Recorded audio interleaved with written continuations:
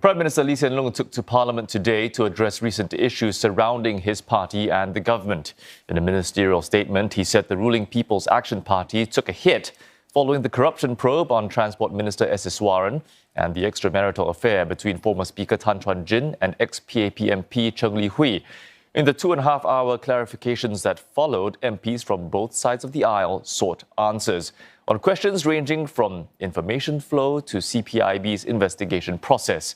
Others questioned why Mr. Iswaran gets to draw a salary and an MP allowance despite being put on a leave of absence, and why PM Lee did not act when he first learnt of the extramarital affair in the year 2020. And I will be taking you through the key points of the Prime Minister's statement.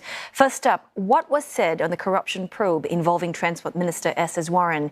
Well, PM Lee revealed that Mr. Iswaran has been temporarily removed from duty with a reduced pay of $8,500 per month following his arrest last month. Such incidents involving ministers are rare, and there's no rule or precedent on how to effect an interdiction on a political office holder. Hence, I use the current civil service practice as a reference point. The specific details in Minister Iswaran's case follow generally how the civil service would deal with a senior officer in a similar situation. But this was my decision as Prime Minister because the political context for a minister and a civil servant being investigated and interdicted are different. According to the Public Service Division, a minister's monthly salary is around $55,000.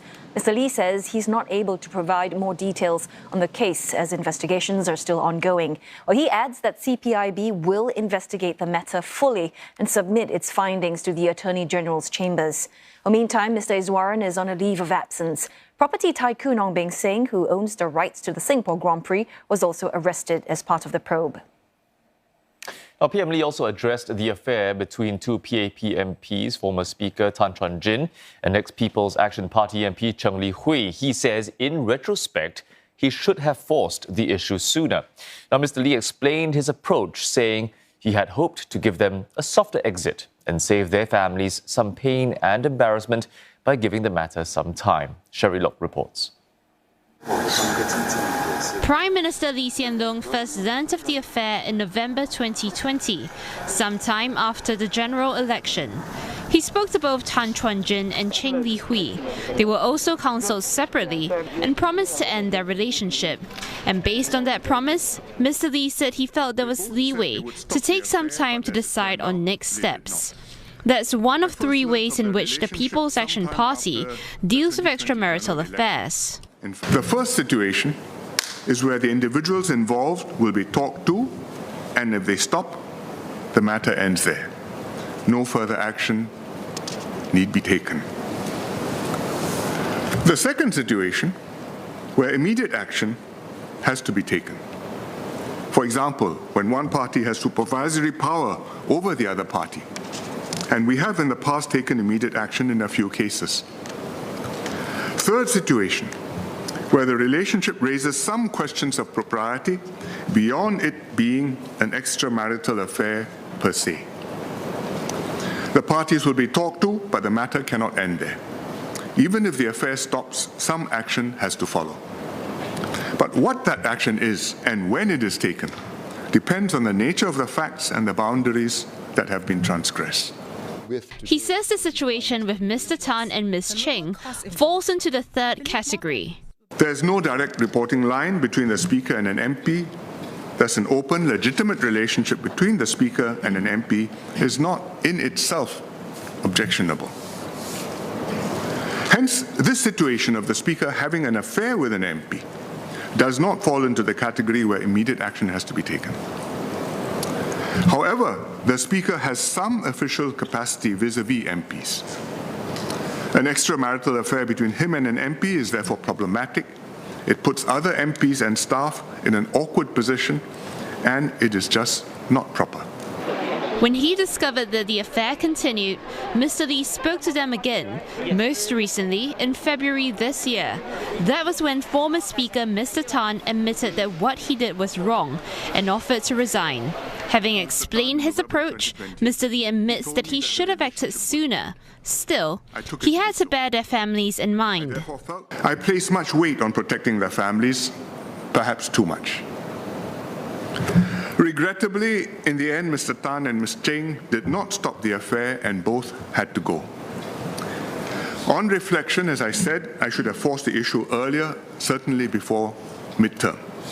While there is no doubt that Mr. Tan and Ms. Cheng behaved improperly, Mr. Lee called on MPs and members of the public to have compassion and give the families the privacy and space needed to heal. PM Lee says that the ruling People's Action Party has taken a hit from the corruption probe on its Transport Minister and the affair between the Speaker and an MP. But he insisted that the PAP will continue to do the right thing so as to deserve the trust Singaporeans have placed in them. Heidi Ng with a report. PM Lee said the way PAP has handled the recent series of CPIB investigations and the case of personal misconduct showed how seriously it takes its responsibility of governing Singapore and being accountable to Parliament and to the people. Mr. Lee also assured members of Parliament that when such issues arise, the PAP will deal with them properly and transparently, as it has done. 1.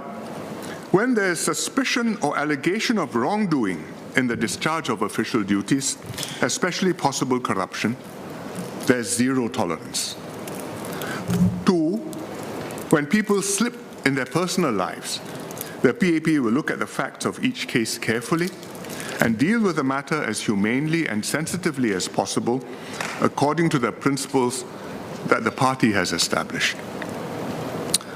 Systems are composed of human beings. In any system, however comprehensive the safeguards, sometimes something will still go wrong. Mr. Lee added that the PAP works hard to identify the right people to bring into politics, vet and test them before giving them heavier responsibilities. Although they often measure up, sometimes they fall short. Mr. Lee also cited past corruption cases involving political office holders, namely Mr. Tan Chuan-Jin, the then former National Development Minister in 1966, Mr. Wee Toon Boon, then Minister of State in the Environment Ministry in 1975, Mr. Phey Yew Kok, then NTUC President and an MP in 1979, and Mr. Tay Ching Wan, then National Development Minister in 1986. He said these cases were handled thoroughly, transparently, and with the full force of the law by Mr. Lee Kuan Yew, who was then Prime Minister. That's still how the PAP government deals with such cases. It's not changed under my charge, and it won't change under my successor either. Mr. Lee also assured Singaporeans that PAP will protect the integrity of its system of government. For the good of our country, we will carry through what needs to be done in accordance with the law, even if it may be politically embarrassing and painful to the party. I will not flinch or hesitate to do my duty to keep our system robust and clean. This is how the PAP government can continue to deserve the trust that Singaporeans have placed upon us. He said trust is precious and it's crucial for Singapore's democracy to work well.